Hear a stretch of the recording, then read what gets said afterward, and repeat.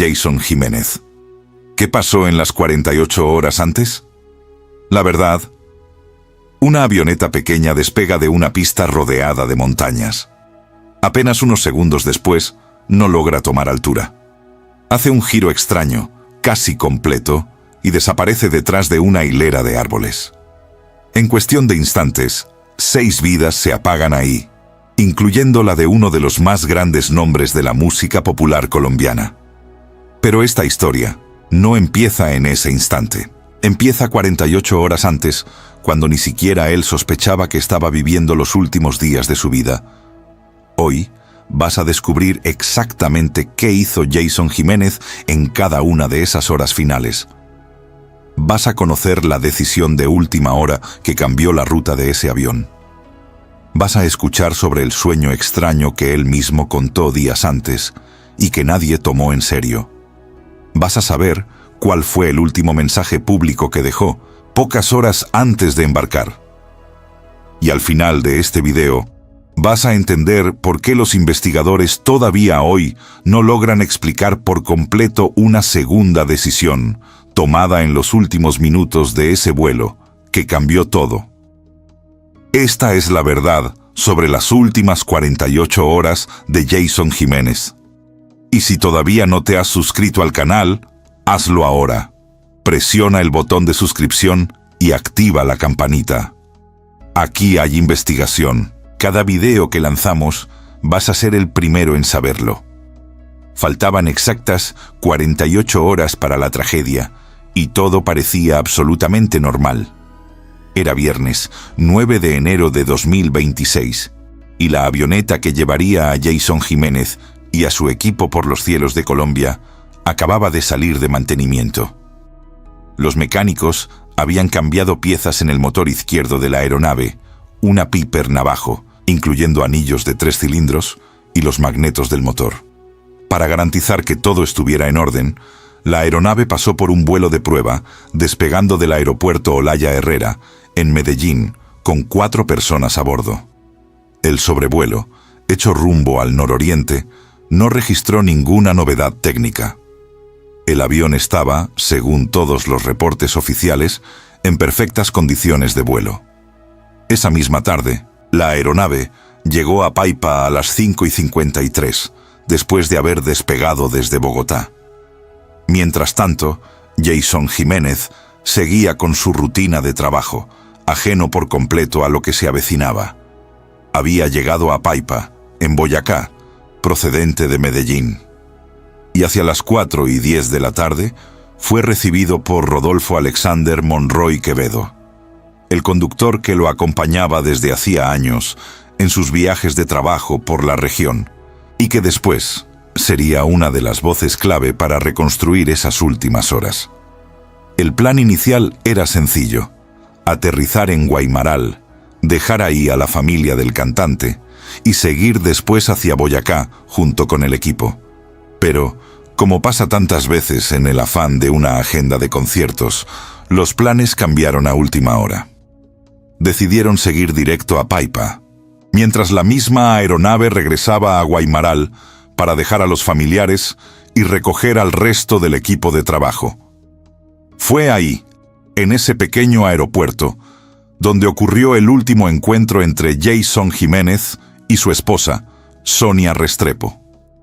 Ninguno de los dos sabía, claro está, que ese sería el último abrazo entre ellos. Y esa no sería la única decisión de última hora de esas 48 horas. Hubo otra, tomada apenas minutos antes del despegue final, que hasta hoy sigue siendo investigada, y de la que te voy a hablar más adelante en este video. Por ahora, el reloj de las 48 horas ya estaba corriendo, y prácticamente nadie a su alrededor lo notaba. Quedaban poco más de 24 horas, y Jason Jiménez ni siquiera tuvo tiempo de descansar bien. Después de que lo dejaran en el aeropuerto, siguió por carretera, en la camioneta blanca del conductor, rumbo a Málaga, en Santander. En el vehículo también iban su representante y asistente, Óscar Marín, el fotógrafo Weisman Mora, el productor audiovisual Juan Manuel Rodríguez, y el encargado de contrataciones, Jefferson Osorio. El viaje duró cerca de 5 horas y el grupo llegó al municipio santandereano hacia las 11 de la noche, ya agotados por una semana larga de trabajo. El descanso de Jason fue cortísimo. Se hospedó en el Hotel Big Ben y durmió poco más de 1 hora y media, porque a las 12:30 de la madrugada ya tenía que volver a subirse al carro para trasladarse hasta el estadio, a unas 7 cuadras de ahí, donde tenía programado un concierto privado. La presentación estaba prevista para la 1:30 de la madrugada, pero por el retraso del artista que se presentaba antes que él, terminó empezando incluso más temprano de lo planeado. Subió al escenario cansado, con apenas unas horas de sueño, pero entregó el show con la misma entrega de siempre, esa que lo había llevado del anonimato a llenar estadios enteros. Al terminar la presentación, publicó en sus redes sociales una sola palabra para describir esa noche: mágica. Nadie imaginaba, en ese momento, que esa breve publicación se convertiría en la última que el mundo vería de él. Antes de seguir con esta historia y llegar a lo que pasó en las horas finales, un pedido rápido. Si este relato te está atrapando hasta aquí, déjame tu like, porque eso ayuda muchísimo a que el video llegue a más gente, y aprovecha para suscribirte al canal, porque las próximas revelaciones sobre esas últimas horas son todavía más fuertes. Mientras el cuerpo de Jason Jiménez pedía descanso, su cabeza estaba llena de planes para el futuro.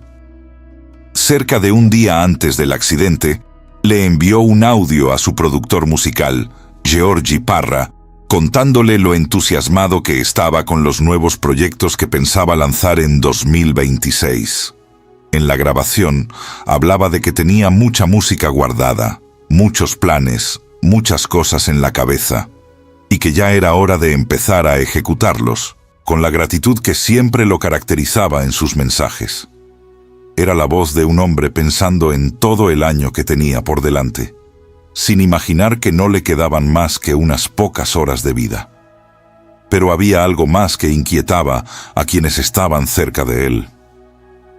Días antes de la tragedia, Jason había mencionado, en conversaciones y entrevistas, una serie de sueños en los que sufría un accidente aéreo. En su momento, aquello pareció apenas un comentario pasajero, el tipo de cosa que cualquier persona que viaja seguido en avión puede llegar a sentir alguna vez, sobre todo alguien que, como él, prácticamente vivía subido a una avioneta recorriendo el país de concierto en concierto. En su momento, nadie le dio mayor importancia. Después de la tragedia, sin embargo, ese relato volvió a salir a la luz y empezó a repetirse entre miles de personas en redes sociales que vieron ahí una señal que nadie quiso ver a tiempo. Incluso, una médium colombiana llegó a compartir públicamente su propia interpretación espiritual sobre esos sueños, generando aún más debate entre los seguidores del artista, aunque, por supuesto, se trata de una lectura sin ningún respaldo científico y no de un hecho comprobado. Y aquí te quiero hacer una pregunta, porque de verdad quiero saber tu opinión en los comentarios. ¿Tú crees que existen presentimientos reales sobre nuestra propia muerte? ¿O eso es solo una coincidencia que uno solo nota después de que la tragedia ya pasó? Déjame tu respuesta aquí abajo, porque esta pregunta divide a mucha gente y quiero leer tu punto de vista. Quedaban pocas horas y absolutamente nadie a su alrededor tenía la menor sospecha de lo que se avecinaba.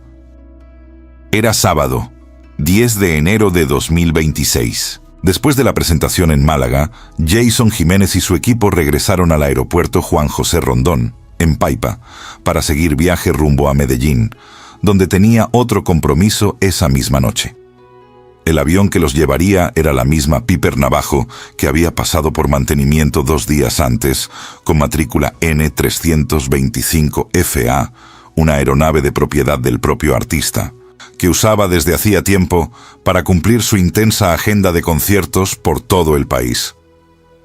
Hacia las 4:11 de la tarde, la aeronave despegó con las 6 personas a bordo: Jason, su representante, el fotógrafo, el productor audiovisual, el encargado de contrataciones y el piloto al mando. En los primeros segundos, todo parecía dentro de lo normal. Pero poco después, el avión no logró tomar la altura que debía. En lugar de subir de forma constante, hizo un giro brusco hacia la derecha, una curva casi completa, una maniobra que los testigos en tierra describirían después como un giro en U. Y fue justo en ese momento cuando la tragedia empezó a dibujarse en el cielo de Boyacá, a apenas minutos de haber despegado.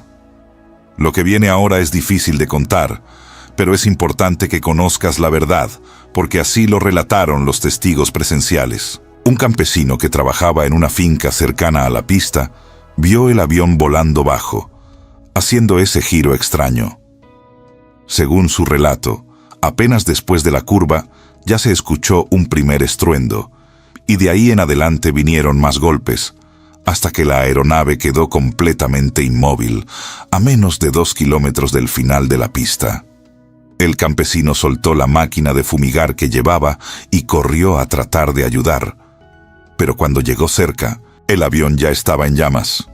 Según describió él mismo, apenas unos 5 segundos después del impacto, el tanque de gasolina explotó, y a partir de ese instante ya no había ninguna posibilidad de rescatar a quienes estaban dentro de la aeronave. Traté de auxiliar, contó después, aunque reconoció que, al acercarse, se dio cuenta de inmediato de que ya no había nada que hacer.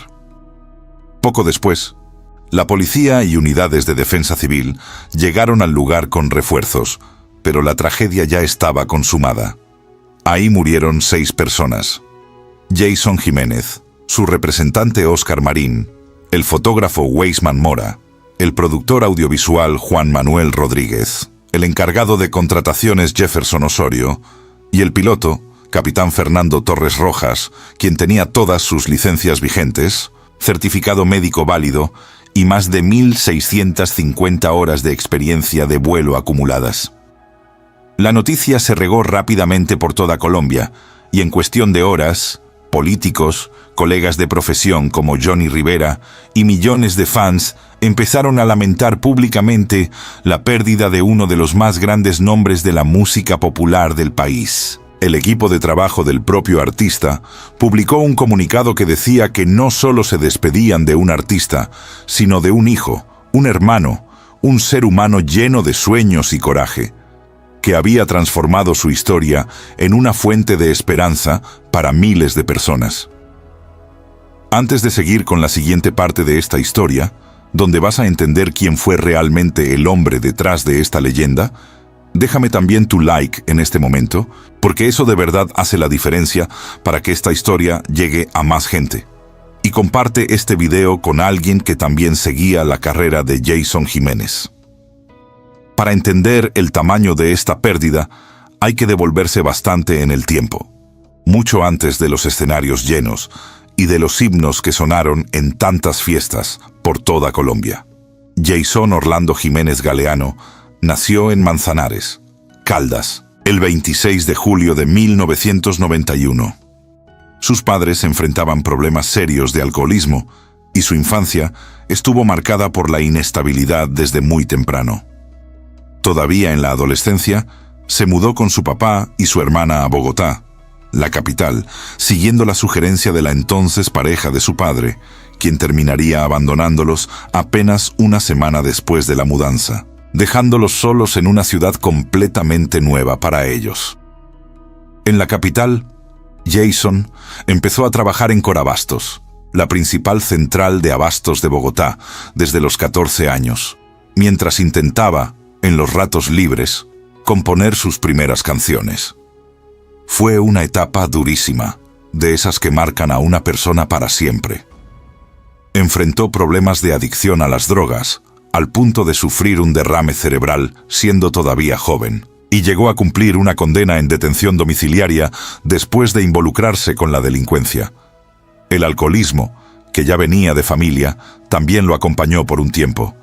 Y sin embargo, en medio de todo eso, durante esos 5 años trabajando en la central de abastos, logró grabar sus primeras 5 canciones. El primer paso de lo que después sería una carrera imparable.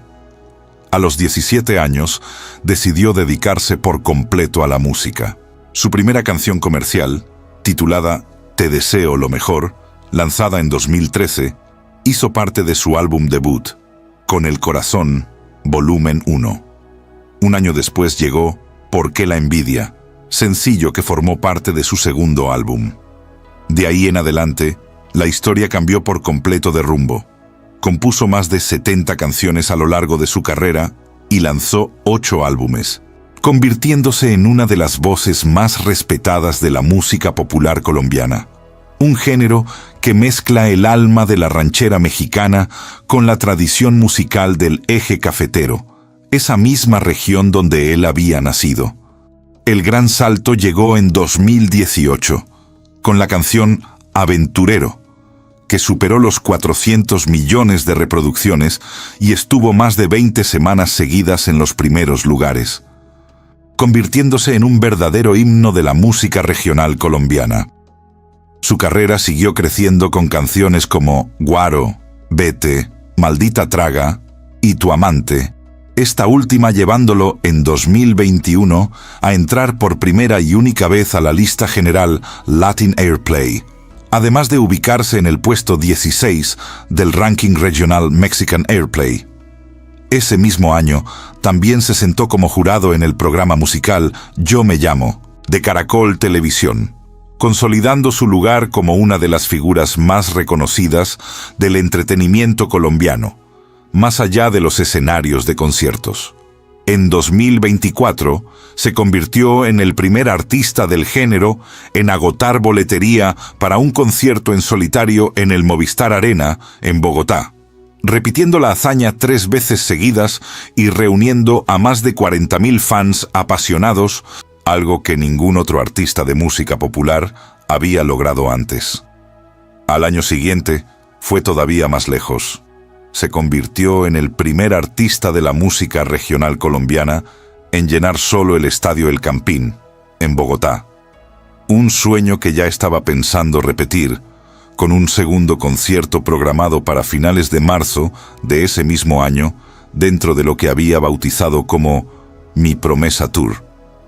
Jason dejaba atrás a su esposa y a sus 3 hijos, y una historia que, para millones de colombianos, representaba exactamente el tipo de superación que ellos también soñaban vivir.